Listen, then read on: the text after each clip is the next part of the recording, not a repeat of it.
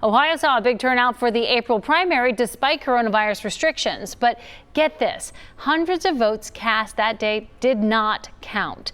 Reporter Larry Seward looked into it and found state records that blame a mix of voter mistakes and confusion.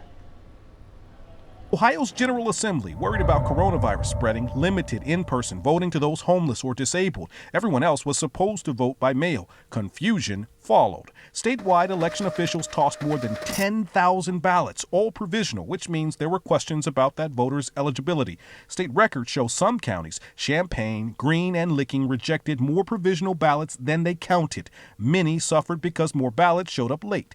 Top reasons also include people not registered in the wrong state, no ID, missing signatures on envelopes, and the rules are strict. Even though they can verify your birth date, they can verify your signature, they can verify all the other information, if you did not print your name, those two lines says print your first and last name. If you didn't print it, they will reject your ballot envelope, that provisional envelope. April 28th, Ohio's delayed primary. Crowds at Hamilton County's Board of Elections voted in person.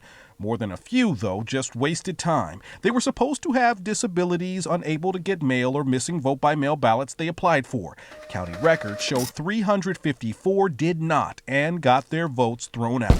I don't think the past primary is a good example of provisional voting because it was such a unique situation. It's why Hamilton County recently released this how-to video explaining provisional voting and its importance. Usually 90% count, and though nearly 1 in 4 got tossed in the spring, Board Director Sherry Poland expects November closer to normal. We are planning, and the guidelines we've received from the state is to plan for that type of an election because that's what voters in Ohio want. They want the choice. With vote by mail, in person early, and election day all options, officials expect less provisional voting in the fall as long as voters prepare. Their advice here, check your registration, get it done before October 5th, and know that if you request a vote by mail ballot and you show up here on election day, you will vote provisionally while officials verify that you only vote once. In Norwood, Larry Seward, WCPO 9 News.